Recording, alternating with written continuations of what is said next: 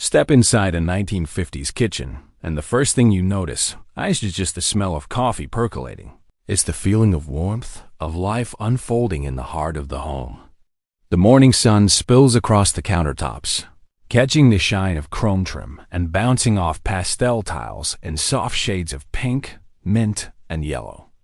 The hum of the radio fills the air, its announcer's voice mingling with the clatter of pans and the shuffle of feet as the day begins. For many families, this room wasn't only a place to prepare food.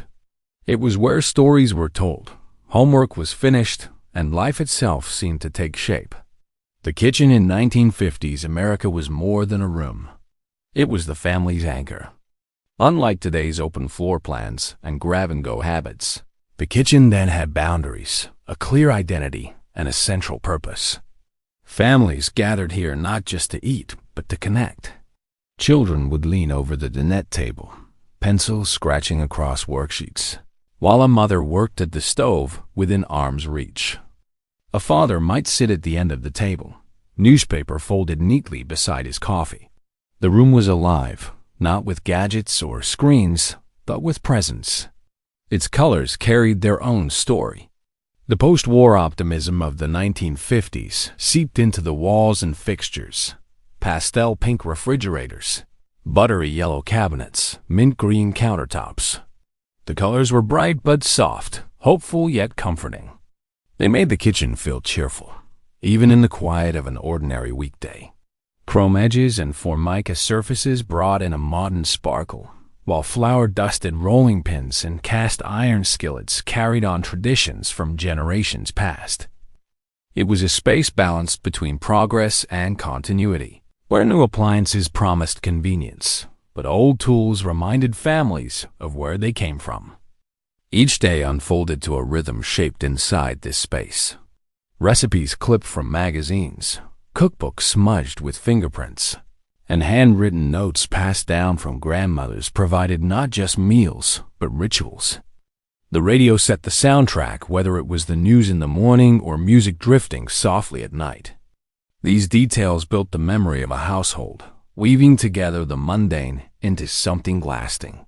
For children, the kitchen was a world of its own. It was the place where cookies cooled on racks, where milk bottles sweated on the counter, and where the smell of bread in the oven felt like a promise of comfort. For adults, it was both a workplace and a sanctuary, where conversations over coffee stretched late into the evening, and where the simple act of setting the table carried meaning. The 1950s kitchen stood as a symbol of belonging. It represented stability, optimism, and togetherness in a time when America was reshaping itself after war. And while it may look different today, its essence lingers in memory: the laughter, the smells, the sense that everything important happened right there. But beyond the warmth of those moments, it was the objects themselves, the tools and treasures tucked into every cupboard that gave the 1950s kitchen its unforgettable character. The shining chrome legs, the speckled formica tabletop. Every 1950s kitchen seemed to have one, and rounded families lived half their lives. The chrome dinette set wasn't just furniture. It was a stage where the ordinary dramas of daily life played out. Sleek and practical, it captured the optimism of the post-war era, when homes were being filled with symbols of progress and prosperity. These sets became the heart of countless kitchens, drawing inspiration from the diners that dotted every highway and street corner.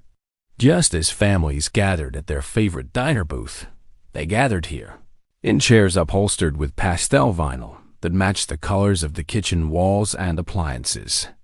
Mint green, butter yellow, powder blue, soft pink, the hues gave each room a sense of playful uniformity. The table itself often carried a glossy speckled surface, resistant to scratches and spills. A practical feature in a household where children spilled milk as often as they finished it. But beyond durability, these sets carried style. The chrome glistened in the morning sunlight, polished smooth by countless elbows and fingertips. Mothers could wipe them clean with little more than a cloth, and within seconds, the room looked ready again for the next activity. That ease of use made them perfect for families juggling busy days, and it helped cement their place as an essential feature in the modern home. At breakfast, the table was alive with clatter cereal boxes, coffee cups, and the sound of chairs scraping against linoleum floors. By afternoon, it might serve as a homework desk, papers spread out across its surface, while a mother nearby mended clothes or thumbed through a recipe magazine. Evening brought dinners where conversations lingered long after plates were cleared, stories flowing as freely as the iced tea or coffee poured from glass pitchers. Even late at night, when the children were asleep, the table often became a quiet refuge, a place for a parent to sit with bills or to share a hushed conversation. In every scratch, every stain, every softened edge, the chrome dinette table recorded a history of family life. It stood as a symbol of the middle-class dream, a home of one's own, filled with modern comforts, purchased with the prosperity of the post-war boom. For many, it was proof of progress, a tangible piece of the American dream that could be seen, touched, and used every single day. The influence of diners on these designs cannot be overstated. The curved edges, the shiny chrome, the pastel tones all borrowed from public spaces that felt modern, fun, and distinctly American. Bringing that look into the home blurred the line between private life and the wider culture, making every meal feel just a little like eating out. The dinette set was more than furniture. It was a gathering place, a constant presence, and a witness to the small but powerful rituals of family life. And while the table brought people together, the appliances that surrounded it were beginning to make life faster, easier, and more efficient than ever before. Nothing screamed future like a shiny new refrigerator or a humming electric mixer in 1955 for families who had lived through the lean years of the Great Depression and the sacrifices of World War II. These gleaming machines felt like proof that a better tomorrow had arrived. Kitchens were no longer just workrooms. They were showcases of progress, filled with the promise of convenience, comfort, and a touch of glamour. The years after the war brought an explosion of consumer goods, and nowhere was that more visible than in the kitchen. The humble icebox, once a fixture in nearly every home, quickly gave way to refrigerators that gleamed in pastel colors and boasted freezer compartments large enough to hold weeks of food. Suddenly, families could buy in bulk, store leftovers, and experiment with frozen meals luxuries that would have seemed unimaginable only a decade earlier. Alongside the refrigerator came a wave of smaller appliances that transformed the rhythm of daily life. Toasters popped up golden slices at the touch of a lever blenders with milkshakes, as smooth as the ones at the corner soda shop, and the dependable Mixmaster made mixing dough or batter less a chore and more an event. These appliances didn't just save time. They became part of the culture, featured in glossy advertisements that promised women the gift of less work, more time. The suggestion was simple. Progress meant freedom, and technology was the key. For many households, the arrival of a washing machine or a dishwasher felt almost revolutionary. No longer did women have to spend endless hours at the sink or with washboards and clotheslines. Though not every family could afford them at once, these appliances quickly came to symbolize status and success. Owning one meant not only a lighter workload, but also a sense of having arrived in modern America. The design of these machines was just as important as their function. Smooth curves, shiny chrome, pastel finishes weren't hidden away but proudly displayed, often in kitchens designed to look like magazine covers. These were not only tools but trophies, reminders of how far the country had come since the days of rationing and scarcity. Kitchens became showpieces of optimism, where efficiency and beauty worked hand in hand. Yet with every hum of a refrigerator motor and every whirl of a blender blade, there was a quiet awareness that tradition was giving way to something new. Technology was reshaping the most intimate room in the house, turning it into a reflection of post-war progress. Families embraced it eagerly, knowing it made life easier, but also sensing that the kitchen they remembered from childhood was evolving into something altogether different. Still, amid the shiny new gadgets, not everything disappeared. Some objects carried over from earlier generations, holding on to their place in the heart of the home. Because even in the age of modern convenience, the old tools still had stories left to tell. Some objects weren't glamorous, but they were unforgettable. The egg beater, the flour sifter, the heavy iron skillet passed down for generations. Before the whir of electric mixers and the hum of blenders became the soundtrack of the kitchen, these humble tools carried the weight of daily life. Their handles were worn smooth from years of use, their metal dulled but dependable, and their presence in a drawer or cupboard spoke of tradition that refused to fade, even in an age rushing toward modern convenience. The manual egg beater, with its simple crank and rotating blades, was as common in a 1950s kitchen as a coffee pot. Children would often be handed the task of turning the handle, watching with fascination as eggs frothed into ribbons or cream thickened for desserts. The flour sifter, too, had its place, its wire mesh humming softly as flour drifted down like snow into a waiting bowl. Rolling pins, heavy and solid, pressed dough into pie crusts that filled the kitchen with the smell of butter and spice. These tools carried with them the rhythm of hands-on cooking, a rhythm that electric appliances could never quite replace. Cast iron skillets remained essential, their blackened surfaces seasoned by years of meals. No shiny non-stick pan could match their durability or the flavor they added to food. Side by side with them were enamel pots, bright and cheerful, chipped at the edges but loved for their reliability. Together, they linked the new optimism of the 1950s with the resourcefulness of the generations that had come before. In some homes, butter churns and mason jars still stood as reminders of older practices. While store-bought goods were becoming more accessible, many families held on to these traditions, preserving their own jams, pickling vegetables, or churning fresh butter as their mothers and grandmothers once had. These tasks were more than just chores. They were rituals of self-sufficiency, acts that gave the kitchen its heartbeat. Mixing bowls of thick glass or ceramic, often in bright primary colors, sat stacked in cabinets, ready for cookies, cakes, and breads. Tin measuring cups rattled in drawers, their handles bent but functional. Each object had a role, each one tied to the rhythm of preparing meals by hand. They weren't luxuries. They were constants, shaping the daily lives of families who relied on them without a second thought. The beauty of these tools was in their balance with modern technology. Families eagerly embraced new refrigerators and blenders, yet they never fully abandoned the objects that had always served them well. The kitchen became a blend of past and present, where an electric toaster might sit beside a cast iron skillet, and a shiny stand mixer shared space with a wooden rolling pin. It was this mixture that made the 1950s kitchen so distinctive, rooted in memory, yet reaching toward the future. And when the food was ready and the aromas of home cooking filled the air, the kitchen moved into its next ritual of serving, sharing, and presenting meals with a pride that was just as much about family as it was about food. From Pyrex casseroles to Tupperware burping lids, serving food in the 1950s was its own kind of theater. Mealtime wasn't just about taste. It was about presentation, about turning an ordinary dish into something worth remembering.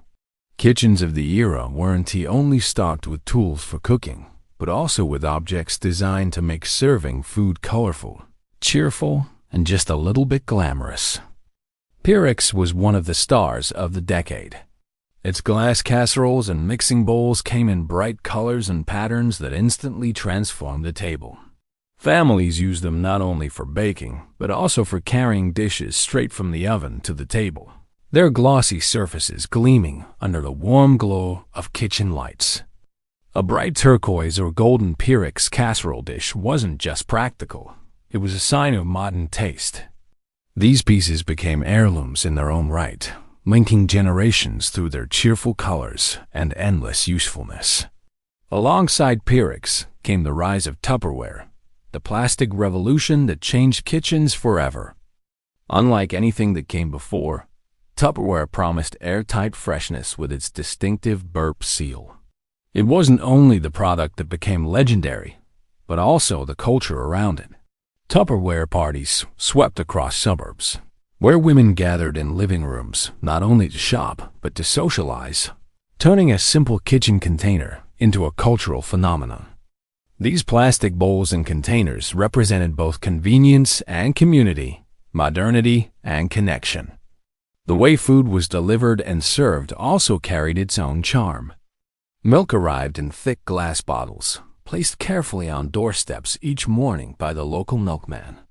The sound of the bottles clinking together was as much a part of daily life as the ring of the telephone. On the table, those bottles would be poured into tall glasses or used to fill pitchers, bringing with them a sense of freshness and trust that is difficult to imagine today. Presentation mattered deeply in the 1950s, especially when guests were expected. Serving trays with intricate designs carried sandwiches, cookies, or hors d'oeuvres. Gelatin molds, bright, wobbly, and elaborate, were placed proudly at the center of tables, showcasing creativity as much as culinary skill.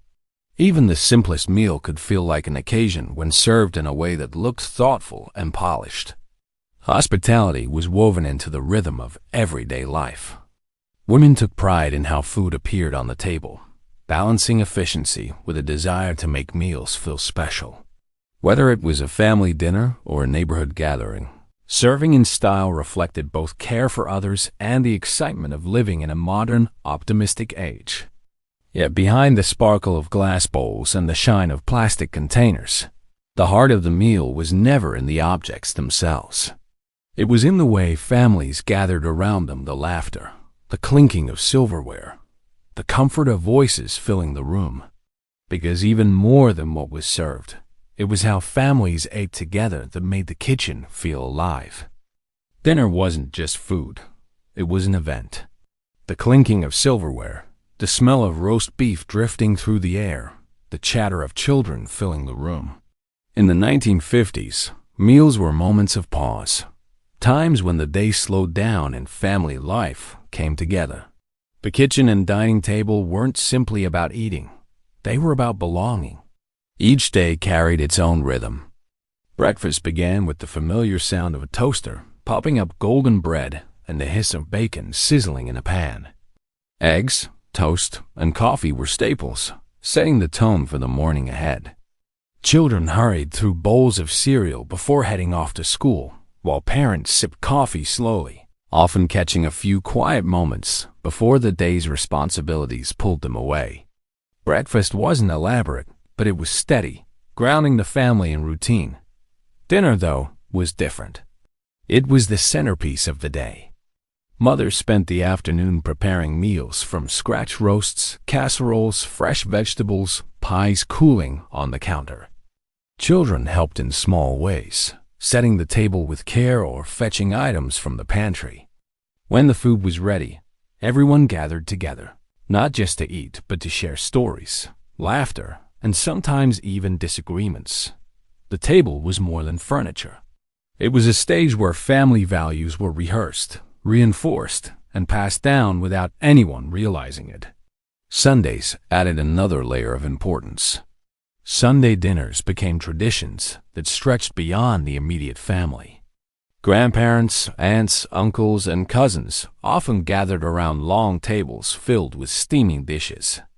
These meals carried a sense of occasion, with special recipes, homemade desserts, and an unspoken reminder of heritage and continuity. They were weekly ceremonies of connection, linking generations together in a way that extended far beyond food. The rituals of these meals were as important as the meals themselves. Bowed heads before dinner, polite thank yous after serving, the unspoken rule that everyone waited until the last person was seated, all reinforced a sense of respect and togetherness. Children learned patience, gratitude, and the comfort of routine simply by sitting at the table. When we look back now, the contrast to today feels striking. In an age where meals are often grabbed on the go, eaten in cars, or consumed in front of screens, the 1950s kitchen reminds us of a different place. Meals then were anchors, moments to reconnect at the end of the day, a rhythm that gave life structure and meaning. It wasn't just about what was on the plates, but about the feeling of being together with the knowledge that no matter what happened outside the home, there would be a meal waiting, a table set, and voices ready to fill the silence. But even as families clung to these rituals, another influence was creeping in.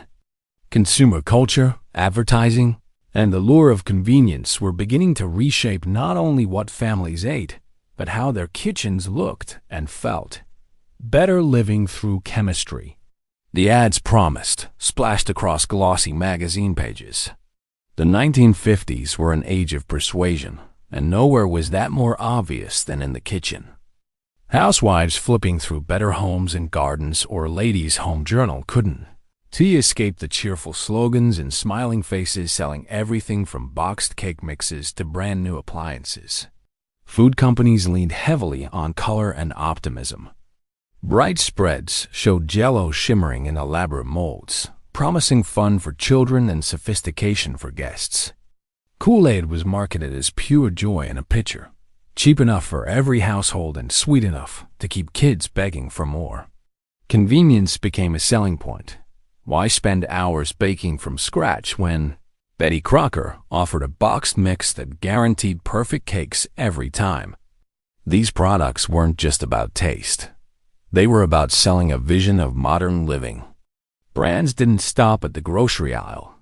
Many offered freebies to keep their names in households year-round. Recipe cards, kitchen calendars, and even decorative wall hangers carried brand logos subtly stitched into daily routines. A woman reaching for her favorite cookie recipe was also reaching for a reminder of the company behind it. Appliances, too, became more than tools. They became status symbols. A shiny new refrigerator wasn't just cold storage. It was proof of prosperity. A gleaming stand mixer sitting on the counter meant a family had arrived at a certain level of comfort. Companies knew this and played into it, with ads that linked ownership to happiness, sophistication, and even marital bliss.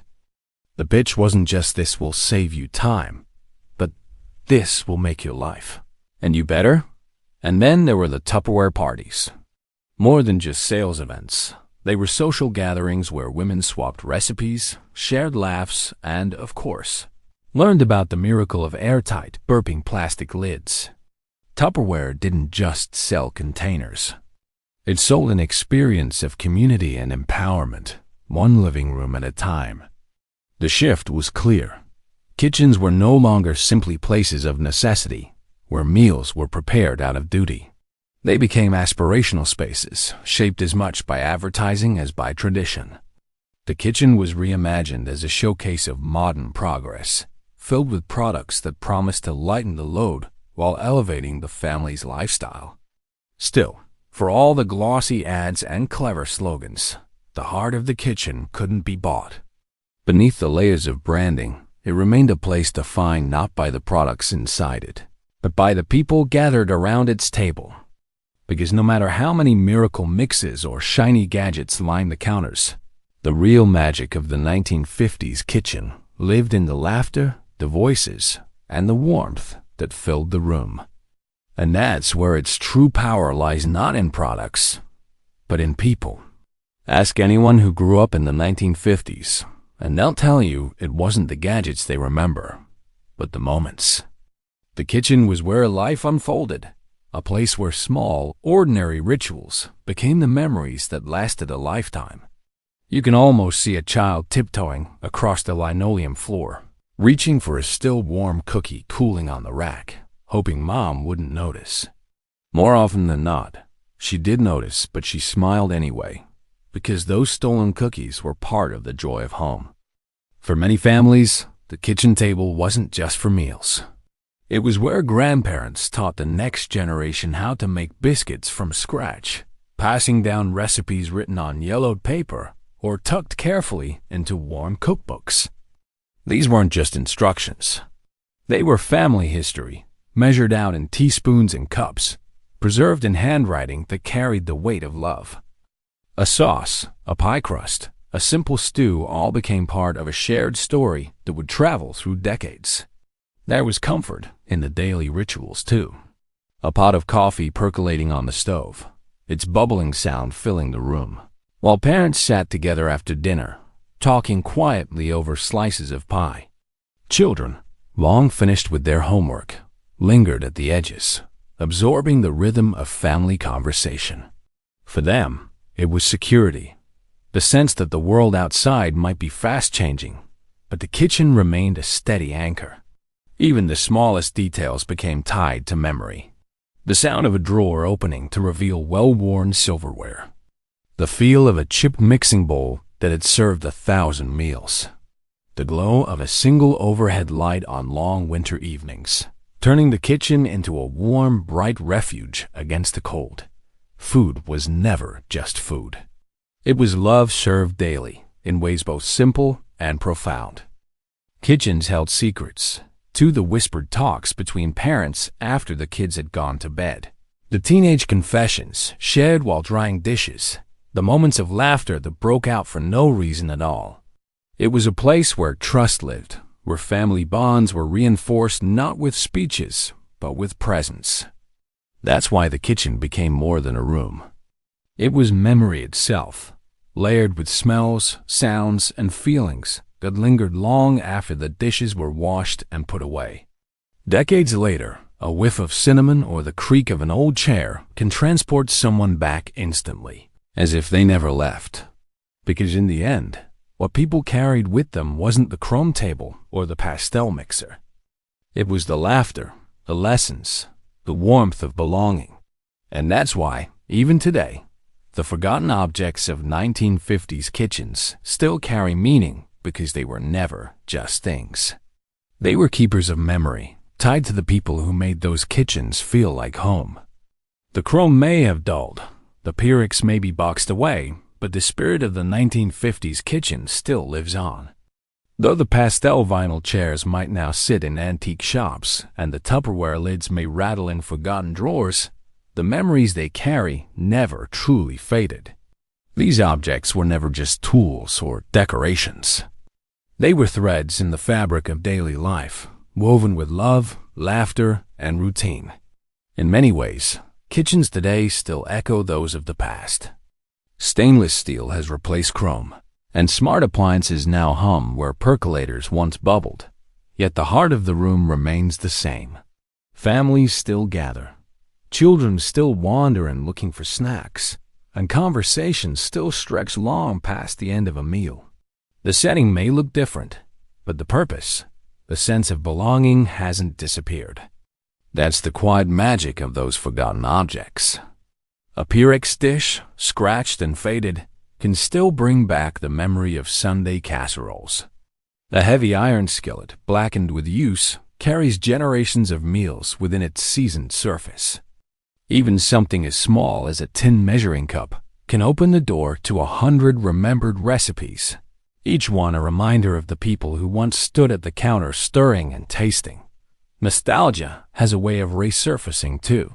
Walk through a flea market or browse an online vintage shop, and you'll see how many people still search for those pastel mixers, chrome-legged tables, and colorful bakeware. It's not just about style, it's about reconnecting with a feeling, recreating a warmth that never fully left. Retro kitchens, with their mint green refrigerators and checkerboard floors, aren't just design choices. They're homages to an era when home felt centered in one glowing, bustling room. The truth is, kitchens are never just about food. They're about people, about the ties that hold families and communities together. Objects become symbols of safety, of joy, of heritage. They remind us of the lives lived around them, the love poured into every meal, the laughter that once echoed against their walls. So while time may move forward, the kitchen of the 1950s never really disappeared. It lingers in stories, in recipes scribbled on cards, in heirlooms passed down, and in the way we still gather around a table to share food and connection. The objects may be scattered, tucked away in cupboards, or displayed with pride, but their meaning remains alive. And now, the invitation is simple. Look around your own home, your own memories. What object in your kitchen carries a story? What dish, what pan, what recipe brings you back? Share it, pass it on, and keep the spirit alive. Because history doesn't just live in books or museums, it lives in the kitchens we remember and the ones we continue to build today.